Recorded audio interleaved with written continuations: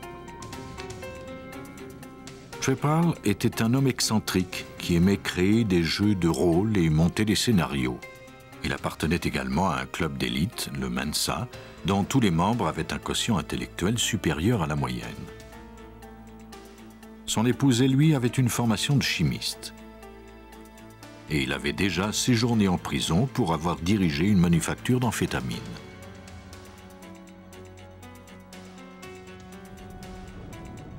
Le thallium est d'ailleurs parfois utilisé dans la fabrication de cette drogue. Selon John Prestrel, Trepal avait non seulement les ressources, mais aussi l'intelligence pour orchestrer un tel empoisonnement. Ils peuvent établir le scénario de la mort. Elle va être là, elle va manger ceci et ensuite faire cela. Tout est préétabli. Je crois que cela demande une grande intelligence pour planifier tout ça. Il ne s'agit pas de force brutale, c'est l'esprit qui travaille, pas les muscles. Mais quel était donc son motif? Mincy découvrit dans le dossier judiciaire de Trepal que ce dernier s'était plaint dans une de ses lettres de la radio des détenus avec lesquels il partageait sa cellule. Aussi incroyable que cela pouvait paraître, la musique trop forte semblait l'affecter particulièrement. Le 3 mars 1989, Peggy Carr mourut après un coma de 3 mois. Mincy devait maintenant prouver que Trepal en était le meurtrier. Mais il n'avait malheureusement pas suffisamment de preuves pour obtenir un mandat et fouiller la maison de Trepal. La seule façon d'élucider cette affaire serait d'être plus rusé que le meurtrier lui-même.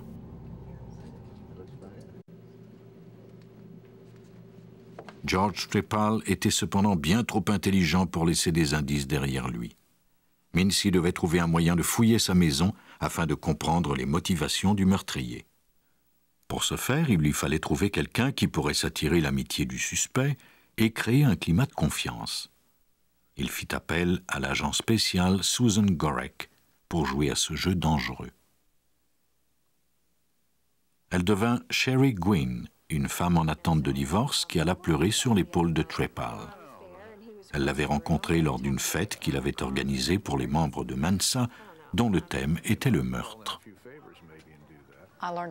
J'ai appris beaucoup sur sa personnalité, ses habitudes, ses associés. Et j'ai appris qu'il avait beaucoup d'ego.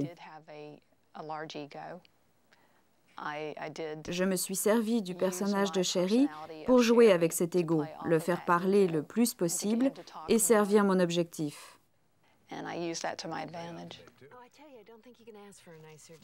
L'amitié naquit lentement et obligea Gorek à garder sa fausse identité de Sherry Gwynn pendant toute une année. Elle craignait que Trepal ne la démasque et veuille l'éliminer. Lentement, elle tenta de recueillir les indices qui lui permettraient de l'inculper, mais le temps passait et elle n'avait pas grand-chose.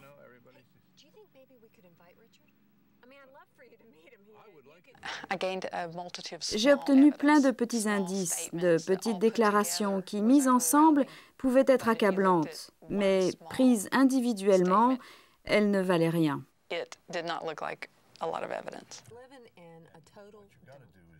Au mois de décembre 1989, elle obtint enfin l'occasion qu'elle espérait. Trepal et sa femme déménageaient à l'extérieur de la ville et ils lui louèrent leur maison.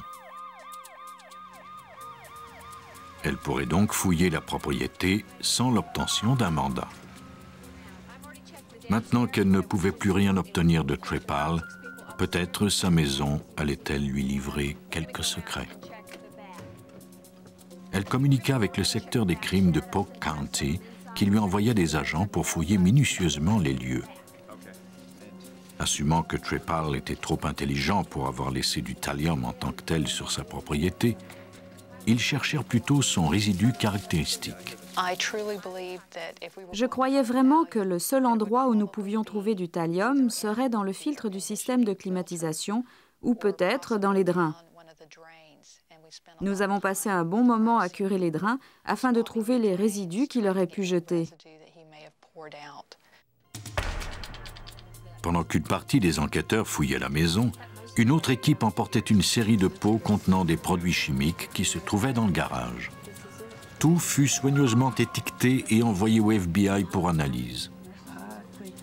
Des mois s'écoulèrent avant que le résultat ne soit connu. Cela a pris tellement de temps que j'ai supposé qu'il n'avait rien trouvé. Mais Gorek s'était trompé. Les rapports indiquaient qu'on avait bel et bien découvert de la poudre de thallium dans l'un des pots du garage. Gorek et Mincy étaient enfin récompensés après 15 mois d'attente. On allait enfin pouvoir inculper Trepal pour l'empoisonnement de la famille Carr. Lors du procès, il fut clairement mis en évidence que Trepal était un tueur sans scrupules. Tuer n'était qu'un jeu, comme ceux qu'il organisait pour ses amis le week-end. George Trepal n'a jamais démontré de remords pour ses actes. Il les justifiait en prétendant que les gens moins intelligents ne méritaient pas de vivre.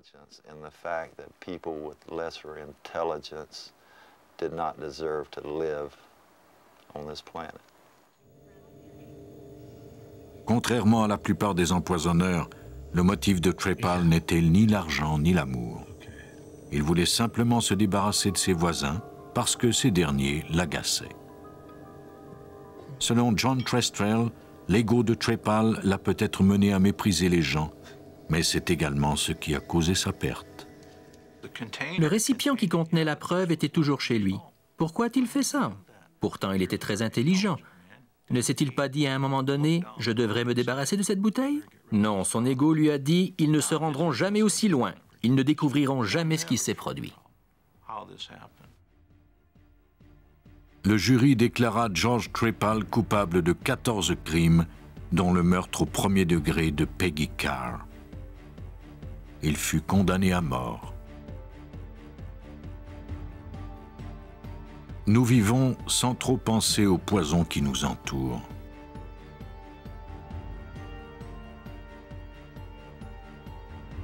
Par le passé, l'empoisonneur pouvait agir sans crainte de représailles, mais le développement de la science permet aujourd'hui d'enquêter sur les cas de mort suspectes, dotés d'un meilleur arsenal pour démasquer ce genre de criminels.